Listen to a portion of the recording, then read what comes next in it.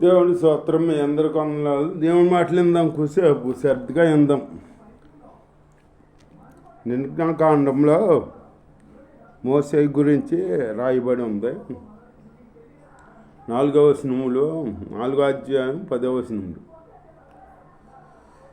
అప్పుడు మోసే, ప్రభువా, ఇంతకు మునిపే అయినను నీవు నీ దాసునితో మాట్లాడినప్పుడు అయినను నేను మాట నేర్పని కాను.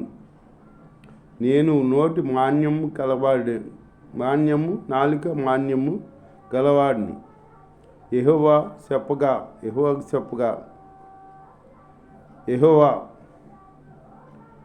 యెహోవాకి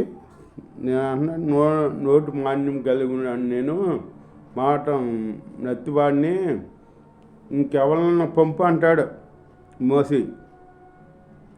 అందుకు యెహోవా, మానవుడికి నోరెత్తిన వాడిని ఎవడో మగవానికి కానీ చెవిటివానికి కానీ దుష్టి గలవానికి కానీ గుడ్డివానికి కానీ పుట్టించిన వాడు ఎవడు? యెహోవానైన నేనే కదా అని చెబుతున్నాడు అట. మగవాడిని చెవిటివాడిని అందరం పుట్టి నేనే కదా అని అంటున్నాడు దేవుడు.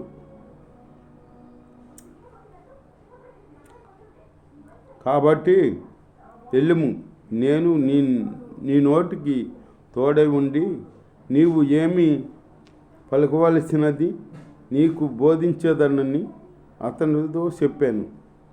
అందుకు, అయ్యో ప్రభువా, నీవు పంపదలంచిన వానినే పంపమనగా ఆయన మోసే మీద కోప్పడి, లేవిడగు నీ అన్నయిన అహరోను లేడా?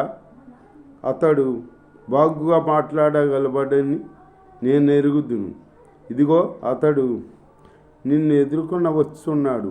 అతడు నిన్ను చూసి తన హృదయం ముందు సంతోషించును.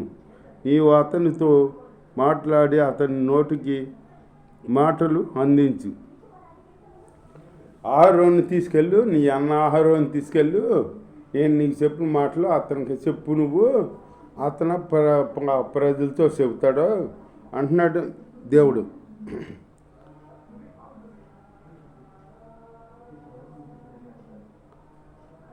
అతడే నీకు బదులు జనులతో మాట్లాడును. అతడే నీకు నోరుగా ఉండును. నీవు అతనికి దేవుడిగా ఉందువు. నీ కర్రను చేత పట్టుకుని దానితో అసూక్ష్మ క్రియలు చేయవలెనని చెప్పాను. అటు తర్వాత మోసే బయలుదేరి తన మామైన ఇత్రో వద్దకు తిరిగి వెళ్ళి, సెలవైన ఎడల నేను ఐగుప్తులోనున్న నా బంధువుల వద్దకు మరలా పోయి వారింకా సజీవులై ఉన్నారేమో చూసేదనని అతనితో చెప్పగా, ఇత్రోను క్షేమంగా వెళ్ళమని మోసేతో చెప్పగా, వాళ్ళు క్షేమంగా ఉన్నారో లేదో చూద్దామని నా పితృల వారికి వెళ్దాం అనుకుంటున్నాను అని మాతో అంటే, ఇత్రోని అన్నాడు, క్షేమంగా వెళ్ళిరామన్నాడు.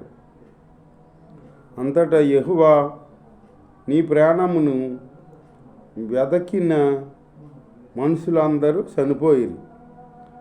అంటే అంతక్రితం మోసేని చంపుతాడని ఐగుప్తి రాజు ఇట్లా వచ్చేతే అటు ఇటు తిరిగి మోసే ఒకరిని చంపేశాడు కదా, అది తెలిసి చంపుతాడేమని తెలిసి ఇటు పారిపోయాడు కదా ఇత్రోని దగ్గరికి, మిద్యాన్ దేశానికి. అందుకనే నిన్ను చంప చూసిన రాజు చనిపోయాడో, నిన్ను చంప చూసిన వాళ్ళందరూ చనిపోయారో, నువ్వు వెళ్ళు అని చెబుతున్నాడు దేవుడు.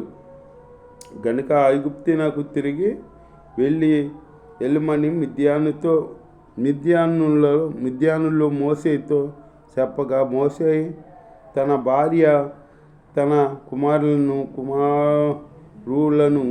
తీసుకొని గాడిద మీద ఎక్కించుకొని ఐగుప్తికి తిరిగి వెళ్ళాను.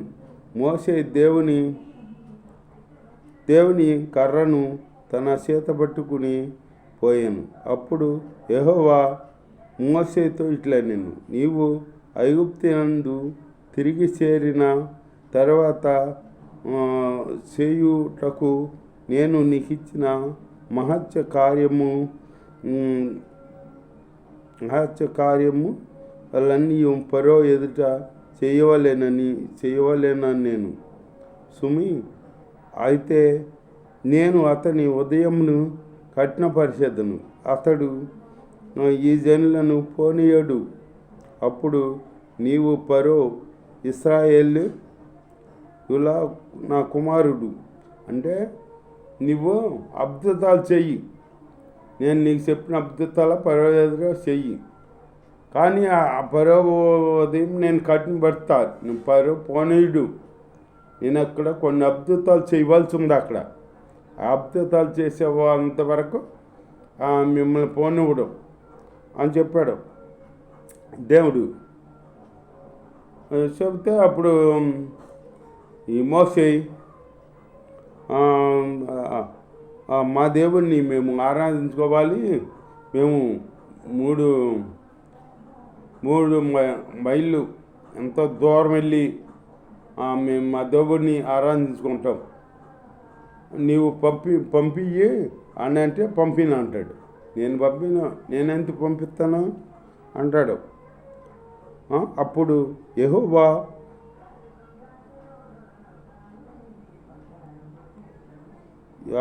నీవు ఫరోతో ఇశ్రాయేల్ నా కుమారుడు జ్యేష్ఠపుత్రుడు నన్ను సేవించినట్లు నా కుమారుని పోనిమ్మని ఇగో ఆజ్ఞాపించుచున్నాను, వాని పంపనొల్లని ఎడల ఇదిగో నేను నీ జ్యేష్ఠ కుమారుని సంపెదనని యెహోవా సెలవిచ్చాను. అలా పంపితే నీ జ్యేష్ఠ కుమారుని చంపుతానని సెలవిచ్చాడు యెహోవా దేవుడు.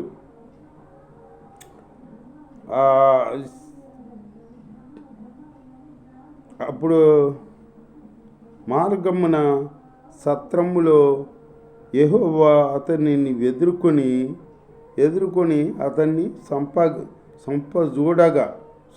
చూడగా సిపోరా వాడిగల రాయి తీసుకుని తన కుమారునికి సున్నతి చేసి అతని పాదముల వద్ద అది పడవేసి, నిజముగా నీవు నాకు రక్త సంబంధమైన పెనివిటివి అనెను. అంతటా ఆయన అతన్ని విడిచెను.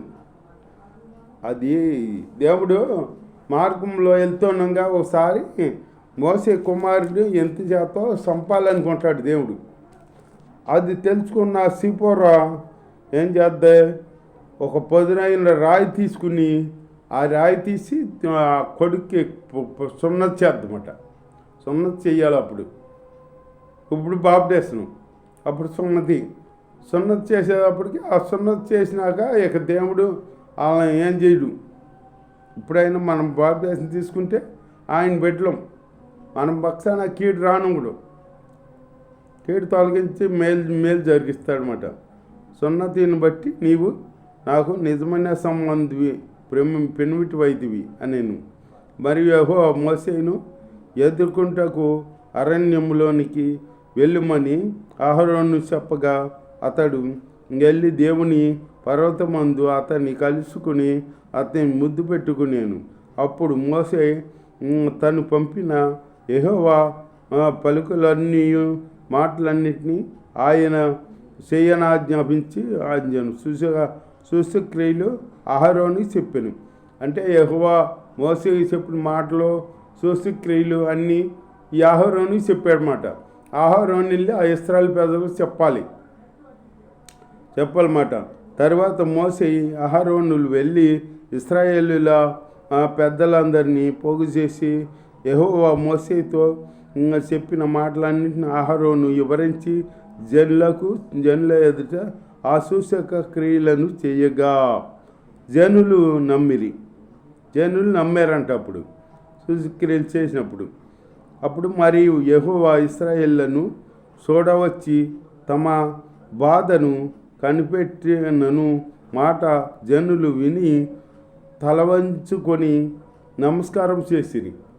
అప్పుడు యెహోవా మీ బాధను చూశాడో, మిమ్మల్ని నిలిపిస్తాకి మమ్మల్ని పంపించాడో అని రుజువులన్నీ చెప్పినాక అప్పుడు వాళ్ళు తల వంచి యెహోవాని నమస్కరించారంట. తర్వాత మోసే అహరోనులు వచ్చి ఫరోను చూసి ఇశ్రాయేళ్ల దేవుడైన యెహోవా అరణ్యములో నాకు ఉత్సవము చేయుటకు నా జనులను పొమ్మని ఆజ్ఞాపించి, అంటే నాకు ఉత్సవము చేయుటకి నా జనులని పోనిమ్మని అన్నాడని చెప్పండి మీరు అని చెప్పాడనమాట. పోనిమ్మని అంటే ఈయనేమో రాజు, ఐగుప్తి రాజు, నేను పోనిమ్మని అంటున్నాడు ఫరో. నేను అతన్ని మాట విని ఇశ్రాయేళ్లను పోనిచ్చుటకు యెహోవా ఎవడో నేను యెహోవాను ఎరుగను, ఇశ్రాయేళ్లను పోనివ్వను. నేను యెహోవాని నేను ఎరగను, ఆయన ఎవరు నాకు చెబుతాకి నేను ఎరగను, ఇశ్రాయేల్ని నేను పోనివ్వను అంటున్నాడనమాట ఐగుప్తి రాజు. అప్పుడు వారు హెబ్రీయుల దేవుడు మమ్మను ఎదుర్కొనేనను సెలవైన ఎడల మేము అరణ్యములోనికి 3 దినముల ప్రయాణమంతా దూరం పోయి మా దేవుడైన యెహోవాకు బలి అర్పించుదాము, లేని ఎడల ఆయన మా మీద తెగులుతో నైనను ఖడ్గంతో నైనను పడునేమో అనిరి. అందుకు ఐగుప్తి రాజు మోసే అహరోను ఈ జనులు తమ పనులను చేయకుండా మీరెలా ఆపుతున్నారు? మీ బరువులు మోయటకు పొండని. మరియు ఆ ఫరో ఇదిగో ఈ జనమును ఇప్పుడే విస్తారం ఇప్పుడే అంటే మీరు పనులు చేయకుండా ఆటంకపడుతున్నారంటే అని చెప్పేసి వాళ్ళని బరువు మొయ్యకుండా ఆటంకపడుతున్నారు మీరు, ఆ లెవెల్ నేను పంపను ప్రజల్ని అని చెప్పేసి వాళ్ళని పనులు చేయమంటున్నాడు. పనులు చేస్తుంటే ఏం పనిలో ఆ దినమన ఫరో ప్రజలపై ఉన్న కార్యనిమకములు వారి నాయకులకును ఇట్లు ఆజ్ఞాపించను, ఇటుకలు చేయుటకు మీరే ఇక మీదట ఈ జనులకు గడ్డి ఇవ్వకూడదు అంటున్నాడు. ఏమన్నా ఆ జనులకి గడ్డి మీరు ఇవ్వండి అంటున్నాడు అన్నమాట. వాళ్ళే గడ్డి తెచ్చి వాళ్ళే కాల్చాలి, వాళ్ళే కాల్చి వాళ్ళే ఇవ్వాలి అని చెబుతున్నాడు ఫరో. ఇటుకలు లెక్క అని వారి మీద మోపవలేనని దానిలో ఏమాత్రము తక్కువ చేయవద్దు. వారు సోమరులు గనుక మేము వెళ్ళి మా దేవునికి బలి అర్పించడానికి సెలవమని మొర పెట్టుతున్నారు. సోమరులు కనుక మా దేవుడికి మేము బలి అర్పించాలని మొరపెడుతున్నారు వాళ్ళు. మీరు సోమరులు పని చేయలేక అంటున్నారు, నేను పంపిస్తాను అంటున్నాడు అన్నమాట. పంపిస్తానంటే లెక్క పెట్టి కాబట్టి ప్రజల కార్య నియామకులు వారి నాయకులను పోయి ప్రజలను చూసి నేను మీకు గడ్డి ఇయ్యను, మీరు వెళ్ళి మీకు గడ్డి ఎక్కడ దొరుకునో అక్కడ మీరే సంపాదించుకొనుడి. అయితే మీ పని ఏమాత్రము తక్కువ చేయబడదంట.